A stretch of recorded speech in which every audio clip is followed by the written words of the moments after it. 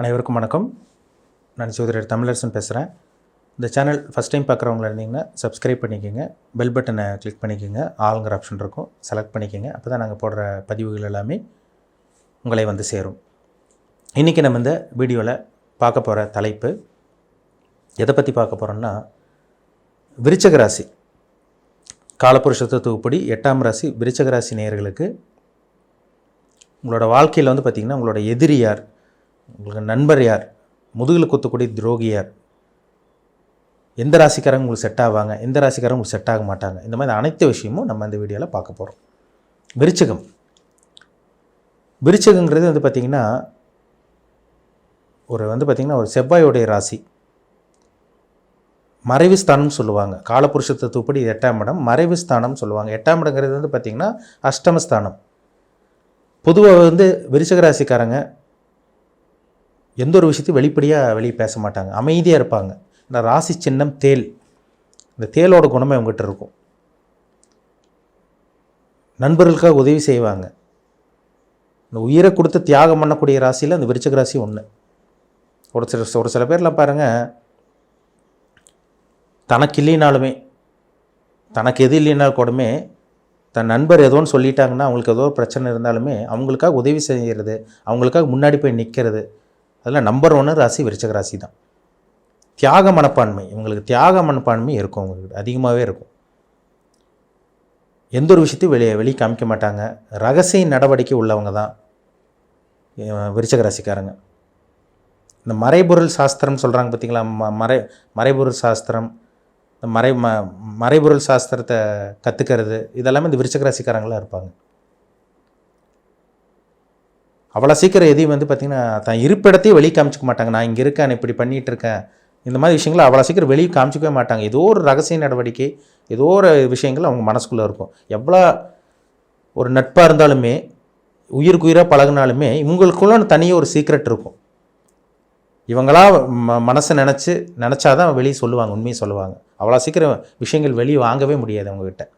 ஏன்னா அது காலபுருஷ தத்துவப்படி 8ஆம் வீடு விருச்சகம். மனக்குழப்பம் இருக்கும், மனக்குழப்பம் இவங்களுக்கு இருக்கும். அதேமாரி வந்து பார்த்திங்கன்னா பிடிவாதக்காரங்களாக இருப்பாங்க, கோபக்காரங்களாக இருப்பாங்க. எந்த ஒரு விஷயமா இருந்தாலும் ரகசியமாக இருந்து செய்கிறது, பொறுமையாக இருந்து காரியத்தை சாதிக்கிறது, இதெல்லாமே விருச்சிக ராசிக்காரங்கிட்ட இருக்கும். ஒரு சில பேர் துடிப்பானவர்களாக இருப்பாங்க. விருச்சிக ராசிக்காரங்கிட்ட பாருங்கள், ஒரு சில பேர் உடனே அதை நடத்தி ஆகணும், உடனே செஞ்சே ஆகணும்னு நினைப்பாங்க. ஒரு சில பேருக்கு வந்து பார்த்திங்கன்னா பொறுமையாக இருந்து சாதிக்கிறது, இது வந்து அந்த நட்சத்திரத்துக்கு தகுந்த மாதிரி மாறும். ஏன்னா விருச்சிகத்திலே வந்து பார்த்திங்கன்னா 3 நட்சத்திரம் வரும். அனுஷம் வரும், கேட்டை வரும், வந்து பார்த்திங்கன்னா விசாக நட்சத்திரம் வரும். அது ஒவ்வொரு நட்சத்திரத்துக்கு அந்த மாதிரி சில குணங்களும் மாறும் அவங்களுக்கு. இப்போ விருச்சிக ராசிக்காரங்களுக்கு ஒரு சில ராசிக்காரங்க செட் ஆவாங்க லைஃப்லேயே. ஒரு சில ராசிக்காரங்களாம் பார்த்திங்கன்னா உங்களுக்கு ஆகாமல் போகும். ஒரு சில ராசிக்காரங்களுக்கு நீங்கள் உதவி செய்வீங்க, ஒரு சில ராசிக்காரங்க உங்களை தேடி வந்து உதவி செய்வாங்க. இது என்னென்னு நம்ம பார்க்கலாம், சரிங்களா? பொதுவாகவே விருச்சிக ராசிக்காரங்களே நல்ல ஒரு நண்பர்களாக இருப்பாங்க. தனுசு ராசி, இந்த விருச்சிகத்துக்கும் தனுசுக்கும் நல்ல ஒரு அண்டர்ஸ்டாண்டிங் இருக்குங்க. நீ கணவன் மனைவியாக இருந்தாலும் சரி, இல்லை நண்பர்களாக இருந்தாலும் சரி, இல்லை இனிமேல் நண்பர்களாக வரப்போகிறவங்களாக இருந்தாலும் சரி, இவங்கெல்லாம் உங்களுக்கு நல்லா செட் ஆவாங்க. உங்களுக்கு தனுசு ராசிக்கும் விருச்சிகத்துக்கும் நல்லா செட் ஆகும், விருச்சிகத்துக்கும் தனுசுக்கும் நல்லா செட் ஆகும், அண்டர்ஸ்டாண்டிங் இருக்கும். அப்போ விருச்சிகத்துக்கு வந்து விருச்சிகம் செட் ஆகும், தனுசு ராசிக்காரங்க ஒத்து போவாங்க, மீனராசிக்காரங்க உங்களுக்கு ஒத்து வருவாங்க, செட் ஆகிரும் உங்களுக்கு. மேஷராசிக்காரங்க கூட அப்பப்போ சண்டை பிடிச்சா கூட ஒன்று சேர்ந்துருவாங்க. அப்போ விருச்சிகத்துக்கு விருச்சிகம் செட் ஆகும், தனுசு செட் ஆகும், மீனம் செட் ஆகும், மேஷராசி செட் ஆகும். அதேமாதிரி வந்து பார்த்திங்கன்னா கடகராசிக்காரங்க செட் ஆவாங்க, சிம்ம ராசிக்காரங்க செட் ஆவாங்க. நான் சொன்ன இந்த 6 ராசிக்காரங்க உங்களுக்கு நண்பர்களாக இருப்பாங்க. நீங்கள் நோட் பண்ணி பாருங்கள். அவங்க சுற்றி இருக்கவங்க, அவங்க கூட வேலை செய்கிறவங்க, அவங்க கூட பிஸ்னஸ் பண்ணிகிட்டு இருக்கவங்க, இல்லை இத்தனால அவங்க கூட பழகிட்டு இருப்பாங்க பார்த்தீங்களா, இந்த 6 ராசிக்குள்ளே தாங்க இருப்பாங்க. விருச்சிகம், தனுசு, மீனம், மேஷம், கடகம், சிம்மம், இந்த ராசிக்காரங்க கூட தான் நீங்கள் நல்லா பழகிற மாதிரி வரும். ஒரு சில பேரில் இணை பிரியாத தம்பதிகளாக இருப்பாங்க. இந்த 6 ராசிக்குள்ளே தான் இருப்பாங்க. மெயினாக முக்கியமாக சொல்லப்போனால் இந்த 6 ராசிக்குள்ளே தான் இருப்பாங்க. விட்டு கொடுக்க மாட்டாங்க. ஏன்னா விருச்சிகங்கிறது வந்து பார்த்திங்கன்னா செவ்வாயோட வீடு. அப்போ செவ்வாய்க்கு நட்பு என்ன? சூரியன் நட்பு, சந்திரன் நட்பு, செவ்வாய் நட்பு கிரகமாக வரும், மேஷராசி நட்பாக வரும். செவ்வாய்க்கு வந்து சூரியன், சந்திரன் இதெல்லாம் நட்பு கிரகமாக உங்களுக்கு வரும். அதே மாதிரி குரு, தனுசு மீனத்துக்கு அதிபதியே குரு தான். அப்போ செவ்வாய்க்கு வந்து சூரியன், சந்திரன், குரு இதெல்லாம் நட்பு கிரகமாக வரனால அந்த ராசிக்காரங்க உங்களுக்கு நண்பர்களாக அமைவாங்க. இதுதாங்க விஷயமே.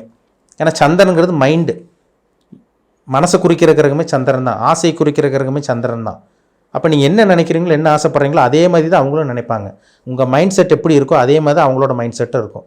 உங்கள் எண்ணம் எப்படி இருக்கோ அதே மாதிரி தான் அவங்களோட எண்ணம் இருக்கும். தேவையில்லாமல் கருத்து வேறுபாடெல்லாம் வராது. கருத்து வேற்றுமை கண்டிப்பாக வராது. ஒரு சில ராசிக்காரக்கோட நீங்கள் அளவாக பழகுவீங்க.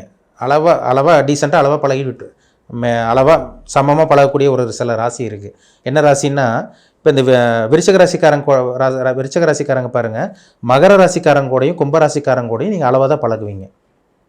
ரிஷப ராசிக்காரங்க கூடயும் நீங்கள் அளவாக தான் வச்சுக்குவீங்க.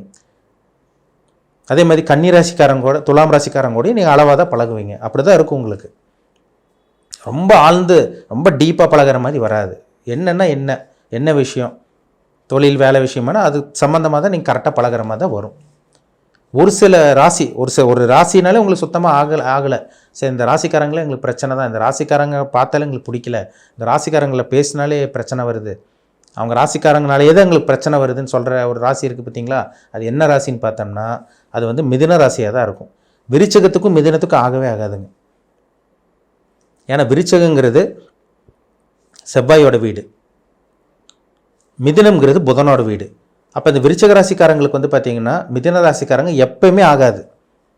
அவங்கனாலே தான் உங்களுக்கு பிரச்சனை வரும். முதுகில் குத்துறவங்களே உங்களுக்கு அவங்களா தான் இருப்பாங்க. உங்களுக்கு எதிரினாலே அவங்க தான், மிதுன ராசிக்காரங்க தான். நீங்கள் நோட் பண்ணி பாருங்கள், தெரியும். உங்கள் வாழ்க்கையில் சில விஷயங்கள்லாம் நடந்திருக்கும். மிதுன ராசிக்காரங்க உங்களுக்கு செட் ஆனாங்களா, செட் ஆகலையா, இல்லை அவங்களால உங்களுக்கு பிரச்சனை வந்ததா, அவங்களால எதிர்ப்பு வந்ததா, இல்லை அவங்களாலே பெரிய பாதிப்பு வந்ததா, இதெல்லாமே உங்களுக்கு தெரிய வரும்.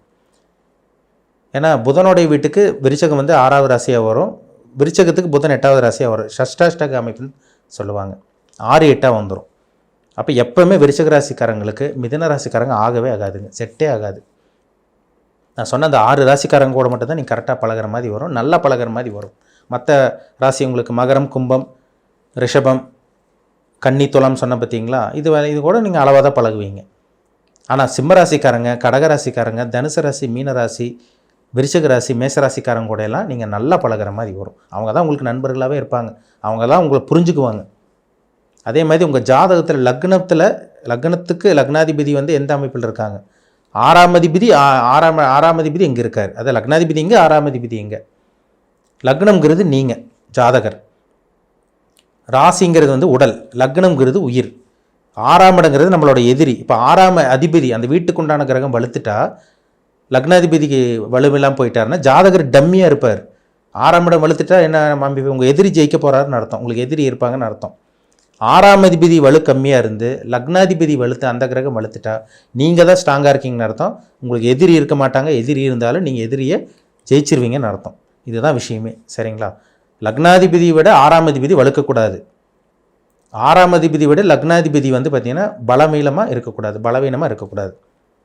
அப்போ லக்னாதிபதி தான் ரொம்ப முக்கியம். லக்னம்ங்கிறது ஜாதகர் ஸ்ட்ராங்காக இருக்கணும், தூண் மாதிரி, ஒரு பில்லர் மாதிரி லக்னாதிபதி வலுத்துட்டா ஜாதகர் எதையும் சமாளிப்பாங்க, எந்த ஒரு பிரச்சனை வந்தாலும் சமாளிப்பாங்கிறதுல சந்தேகமே கிடையாது. அப்போ உங்கள் ஜாதகத்தில் லக்னம் எப்படி இருக்குது, 6ஆம் இடம் எப்படி இருக்குது, அந்த அதிபதி அந்த வீட்டுக்குண்டான கிரகம் அந்த அதிபதி எப்படி இருக்காருன்னு தெளிவாக பார்த்து தெரிஞ்சுக்குங்க. உங்கள் ராசி அதிபதி செவ்வாய் எப்படி இருக்குன்னு தெளிவாக பார்த்து தெரிஞ்சுக்குங்க. இதெல்லாம் ரொம்ப முக்கியம், வாழ்க்கைக்கு தேவையான ஒரு விஷயம் அது, சரிங்களா? ஏன்னா நம்ம எதிரி ஜெயிக்கிறோமா, இல்லை எதிரி நம்மளை ஜெயிப்பாங்களா, இல்லை எதிரி நம்மளுக்கு இருப்பாங்களா இருக்க மாட்டாங்களா, இதெல்லாமே அவங்க பிறப்பு ஜாதகம், ஜனன ஜாதகத்தை வச்சு தான் நம்ம துல்லியமாக சொல்ல முடியும்.